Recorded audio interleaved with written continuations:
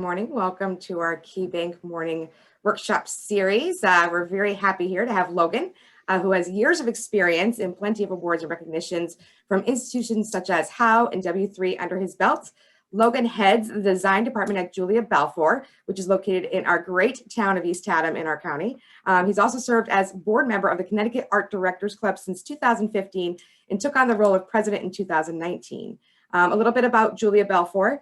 It's a full-service integrated agency established in 2011. And as I said, it's located in the beautiful little village of East Haddam, my hometown, grew up there. They are a very passionate team of local professionals dedicated to excellence. There's 14 designers, developers, marketers, content strategists, account managers, and photographers. There's a lot of great things that they do down there, and I'm sure Logan will fill you in. But without further ado, I'd like to introduce Logan, who's going to be leading our team today. If you guys have any questions at all, you can use the question and answer function at the bottom or the chat function, and I will get to those at the end of this session. So again, Logan, thank you, and welcome to the Middlesex Chamber KeyBank Workshop Series. Thank you. Good introduction. Okay, so I need to share my screen here, huh? I am gonna do this. Sorry, everybody, give me 1 second. Oh boy.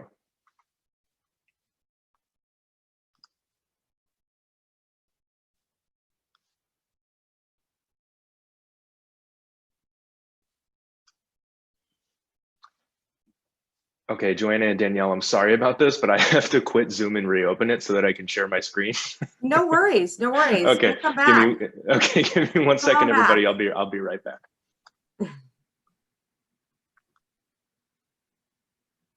Okay, everybody, it's just going to be 1 more minute. He's got to log back in. So again, thanks for joining us.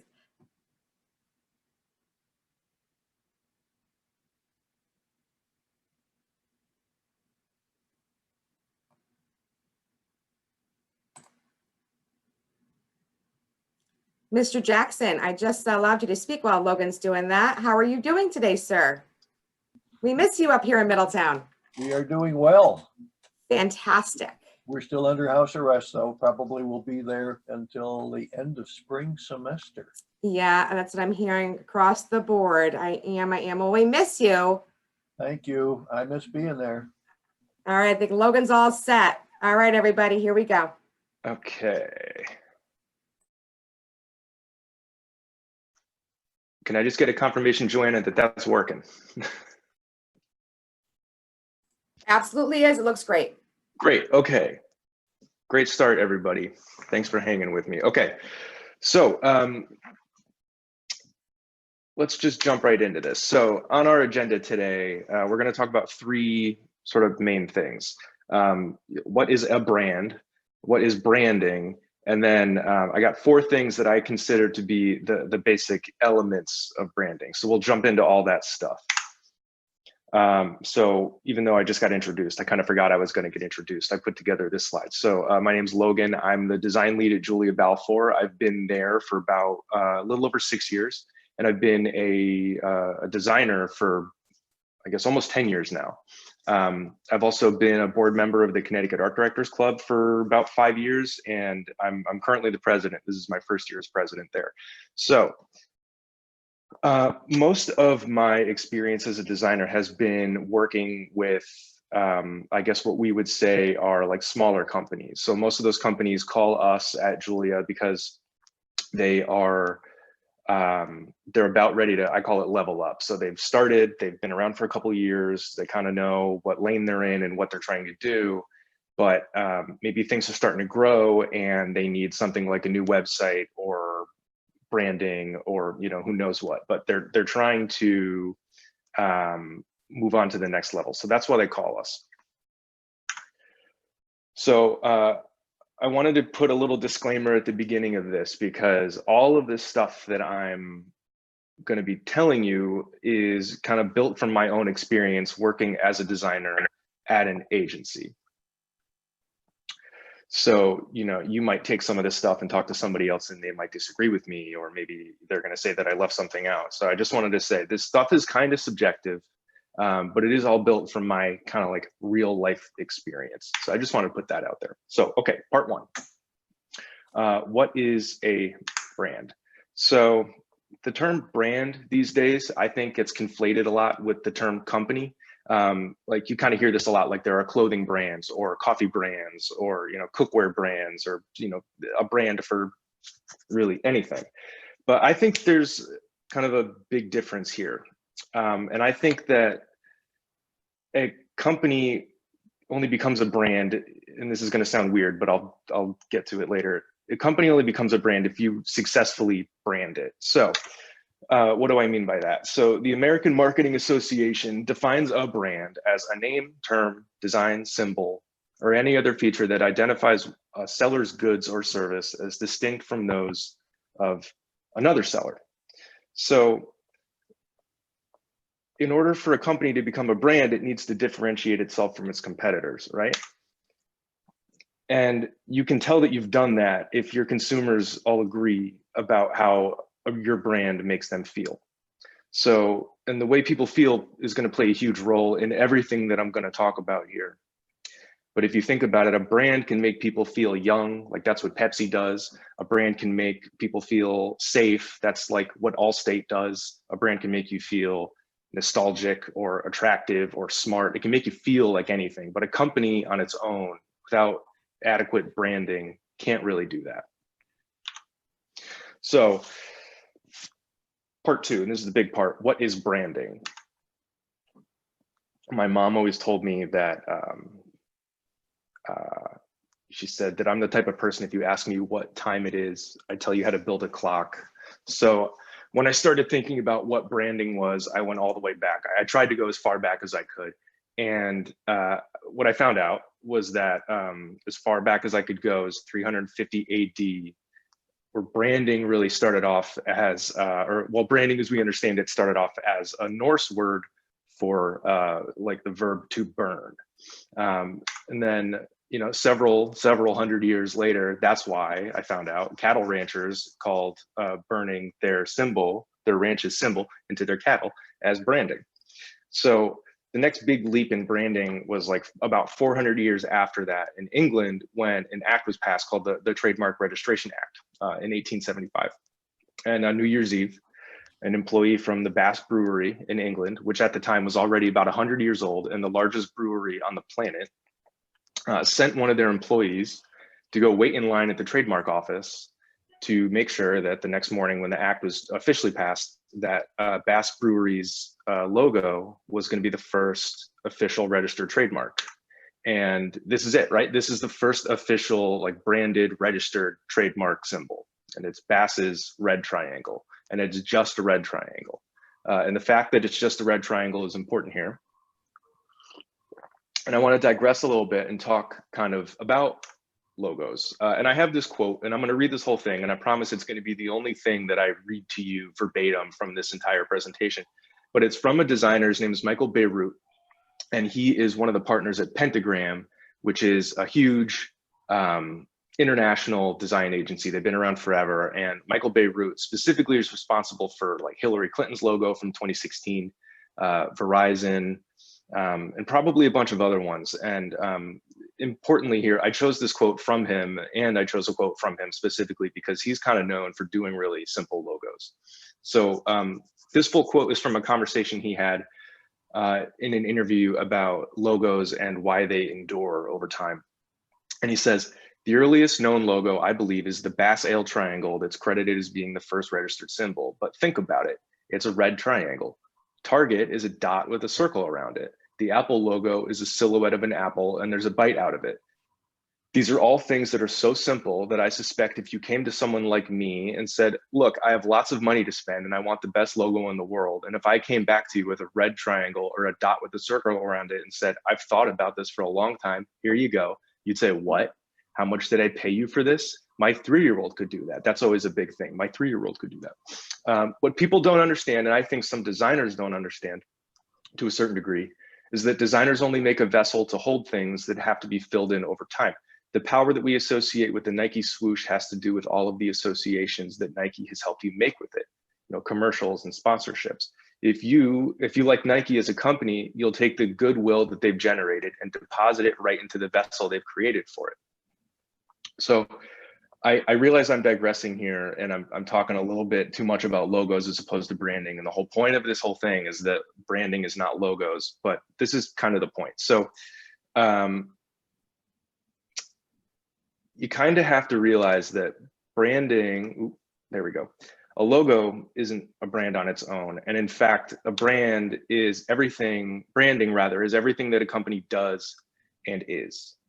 So every time you see an advertisement on the subway, or you see an Instagram post, or you speak to someone on the phone, or you read a customer service email, all of that stuff together kind of constitutes a company's brand. And Starbucks knows this really well. And I worked for Starbucks for about 3 years when I was in college. And I have like a little personal anecdote here about this. The only thing I ever got in trouble for when I was working at Starbucks was not smiling enough when I was serving customers on this one particular day when our regional manager was in the store. And now, if you think about it, everything about Starbucks and their brand can be controlled by, you know, a group of executives in a room, except the attitude of the teenagers who are working there, the people like me. And I kind of would think that that would be one of their biggest challenges. And so if you think about your customer, you go into Starbucks, if you go into any Starbucks, you're going to have the same experience, right? Like you're going to see kind of the same things. The colors of the store are kind of all the same. The music that you hear is going to be the same. The stuff that's available for you to buy is all the same. The things that you smell are going to be the same. Obviously, like all the food and drinks are going to be the same. And even though the drinks are made by people like us, the recipes for those things are so dialed in and so like perfected and so easy to make over and over again that the human factor kind of doesn't even matter there.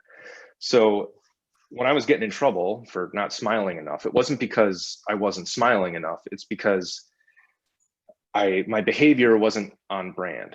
And we received a bunch of training. Every Starbucks employee receives a ton of training, and half of it is, you know, how to use the POS and how to make drinks and stuff. The other half, and you know, half is a lot, is how to behave. So again, I kind of think about that a lot, that you know, he wasn't yelling at me because I wasn't smiling. He was yelling at me, and he didn't yell at me, but he was reprimanding me because I wasn't providing a consistent experience.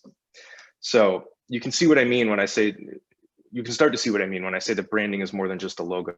Like the logo needs to be good, but, and that's just one tiny part of it. But if all these people on the screen here who work at Starbucks aren't providing a consistent experience, then the customers of Starbucks aren't going to be able to fill up that logo with all those experiences over time, and the goodwill kind of gets you know, harmed by that. So part 3, the basic elements of branding. So there are 4 of these. The first one is the mission statement. And I realized that a mission statement isn't really, at least to me, not immediately obvious as a piece of branding, but it's crucial. So it's a really important starting point. So a company's mission, your company's mission is really useful. It can be really useful if you do it right, in helping you make decisions about everything else. So I want to take Tesla as an example. Their mission is to accelerate the advent, and this is their documented mission, is to accelerate the advent of sustainable transport by bringing compelling mass market electric cars to market as soon as possible. So their mission isn't really to make cars, right? Their mission isn't even to make like a cool car. Their mission is to reduce the amount of fossil fuels needed for cars. And Elon kind of figured out that the only way to do that, if he was going to do that successfully, was to make a car that was so cool or so compelling that people who didn't even care about electric cars were going to want one. So once he kind of comes to that conclusion, then he can start making, he can start kind of inferring who these people are. And once you can start inferring who your audience is, you can start figuring out the best ways to communicate with them. Which is, and then, you know, from there you can figure out the best ways, to communicate with them. And then how to do that most effectively, and then most importantly, how to stand out as a company. And that kind of leads us into part two. The lesson that we learned from building a correct mission statement is you want to start with that, and you want to let it help you figure out the rest of the pieces of your branding. So the second piece is the visual identity. Now, this is kind of what designers get excited about, and this is what most people would kind of consider branding to be. But I hope that by the end of this, you kind of get what I'm saying here, that this visual stuff isn't the only thing. So this kind of stuff, this is what designers like we go on Pinterest and we pin all these things and we love looking at it. It's really fun for us. These sort of like mood boardy, like image walls. We really like this stuff, but, and it is really important, but again, it's only one part. So like your color palette, your brand's color palette, your brand's typography system, like visual elements, tone of voice, like all that stuff is going to contribute to your what I call your identity. But again, only one part of the brand. Now, this stuff is vital, of course, because it's going to be the face of your brand, and you want it to be really tight and nailed down and consistent because you're going to be using it everywhere. But you can start to see, if we start with the mission statement and then move to this part, that the mission statement is going to help us figure out who we're talking to. And then the visual identity helps us sort of figure out how we're going to talk to them, how we're going to communicate with them visually. What kind of visuals are going to resonate with these people? How do we put them all together to communicate our desired outcomes in the most effective way? So the lesson here with part two of visual identity is spend the time to get this right. It's really what people are going to see when they are looking at the touch points of your brand. So 3, the design and experience of your product or service. So things start to get a little like ethereal here, but this is easier to understand with physical products. So I want to tell you a tale of 2 brands, IKEA, which you probably all know, and then another company that you might not know. It's called the Saddleback Leather Company. So let me explain. IKEA's mission is to, they say, create a better everyday life for the many people. There might be like some Swedish English translation problems here. Our business idea supports this vision by offering a wide range of well-designed, functional home furnishing products at prices so low that as many people as possible will be able to afford them. So I want you to notice something here, and you might know this already about IKEA, but nowhere in their mission did they mention anything about the quality of their products, right? They're interested in, IKEA is interested in democratizing design and getting, attractive and affordable furniture into as many people's houses as possible. Most of their marketing materials kind of look like this. And this is kind of a fun one because it's part of a campaign they did where they were taking sets from TV shows and making them out of IKEA furniture. This is the Friends apartment. But most of their promotional photos are pictures of rooms furnished with IKEA furniture with the price right on there. It's like, this thing is $15. This thing is $145. The point here is this stuff looks nice and it's cheap.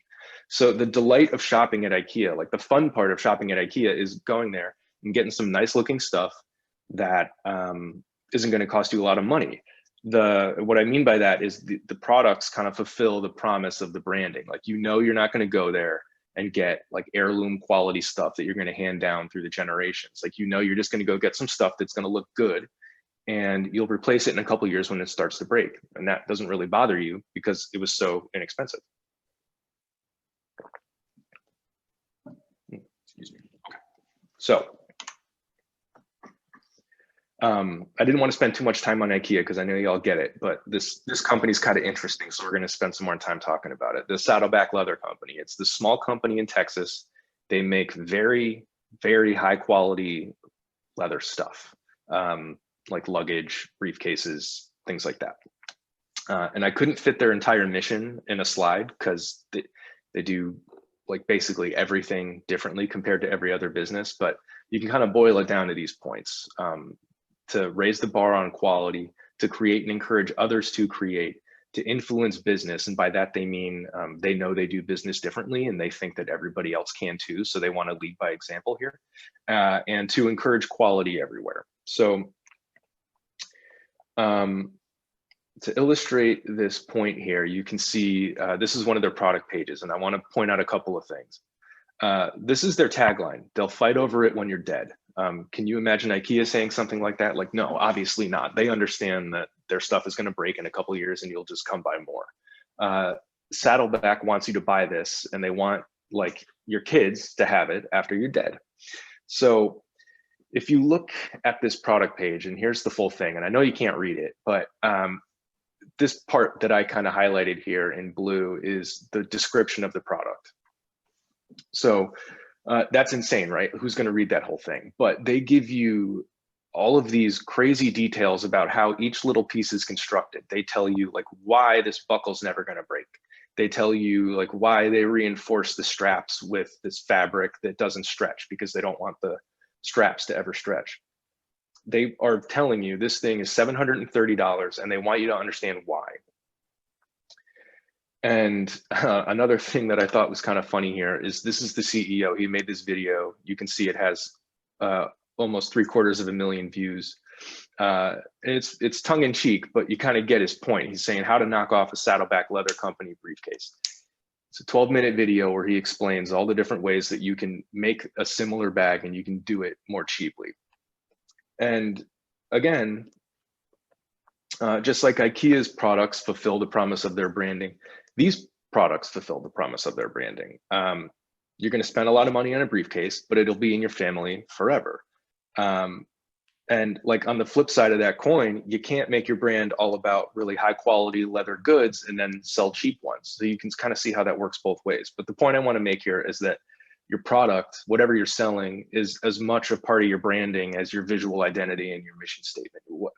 What you're giving to people needs to kind of be aligned with what you're telling people that they're getting.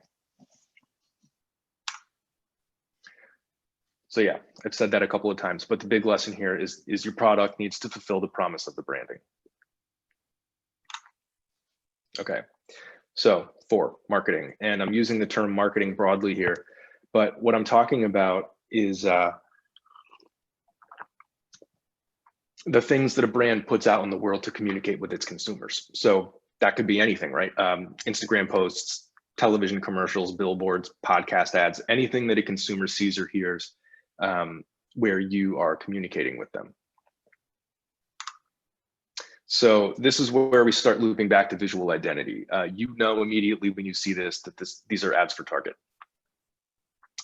So, and you know anytime you see an ad for Target, because every single piece that they put out kind of is aligned with their visual identity, their photography style, whether you kind of like know photography or if you don't, you kind of see this subconsciously. Their photography style is always incredibly consistent. You know, the red and the white, everything being very like clean and modern, you know, when you're looking at Target. And you can kind of see what I'm saying here, that every piece of advertising, no matter what it is, it has to agree with the visual identity. And this is one of the ways that brands build awareness with their audience. And when it's done well, it gets easier and easier. And I realized when I picked these aren't really ads. These are really just like conceptual images for a campaign that they did. So I wanted to find an example of this out in the real world that was an actual ad. And I thought this was perfect, right? Like, you know exactly what that means. It doesn't say McDonald's. It doesn't even have their entire logo. Like, I can't imagine a client letting us do this because this is such like so far out there, like abstraction of their logo. But this is what you get to do once you've built up this level of equity with your audience. You kind of get to almost do nothing and everybody knows exactly who you are and what you're saying. So we're at the end here. What did we learn? So to recap, successful branding, it needs to make your consumers feel a certain way. The 4 key components need to be aligned. So that's your mission statement, what you're saying your brand stands for and does, how your brand looks out in the world, what your brand actually sells to people, and how your brand uses its visual identity to communicate with its audience. All that stuff needs to be aligned. And finally, branding is not just a box that you can check off. You can't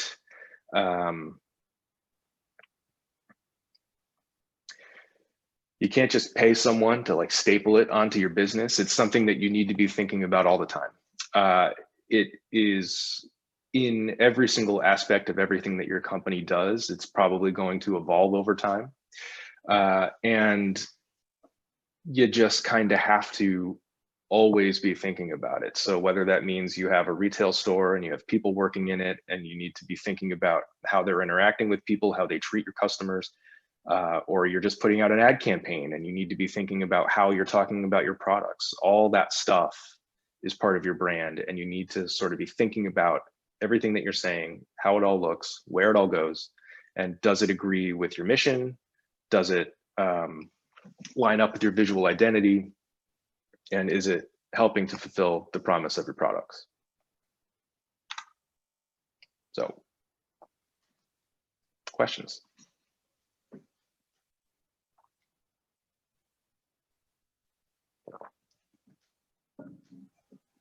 Hello, everybody. Any questions?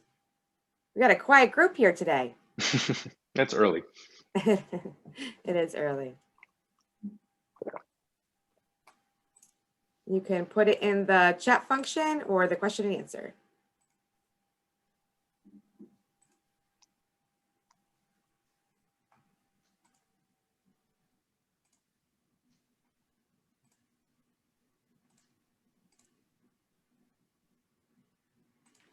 No questions at all, guys?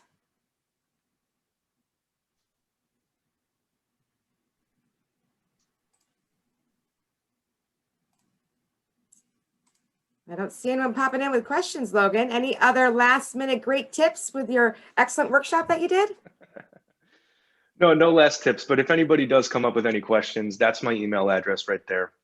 Oh, we just got Happy to talk to one. anybody. Oh, we got one. Good overall summary. How should a company link their mission to the brand? Ooh. Thank you, Jim. How should a company link its mission to the brand? Okay, that's a big question. When I'm talking about mission statement as it relates to your brand, what I sort of mean is like your mission shouldn't be like if your company sells widgets, your mission isn't sell widgets, right? It's and maybe we can use Elon's example as a better example than what I just said.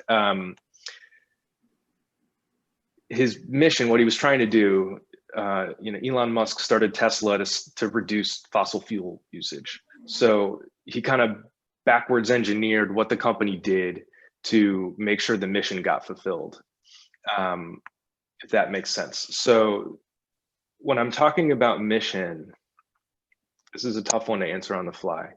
What I mean is you kind of create the mission of the company and then kind of back engineer what the company does to make sure that it gets done. I hope that makes sense. Yeah, that makes sense. Absolutely. Okay. Absolutely. Yeah. Oh, I think we got another question. Can you explain the difference between tagline and mission statement? Yeah. Tagline is really more part of your company's identity than its mission. So your mission is going to be like a really lofty statement about like what you hope your company or brand accomplishes over a long period of time. I think your tagline is more closely related to a description about what your company does. So,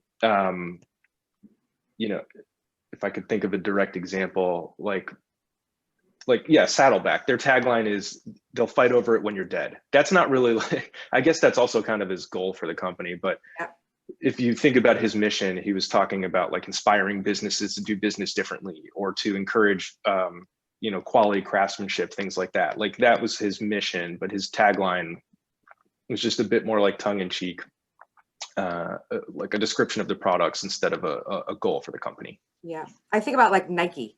Their tagline is just do it, right? Mhm. Their mission is obviously very differently driven. Right. Yeah. All right. Any last questions, guys? Good questions so far.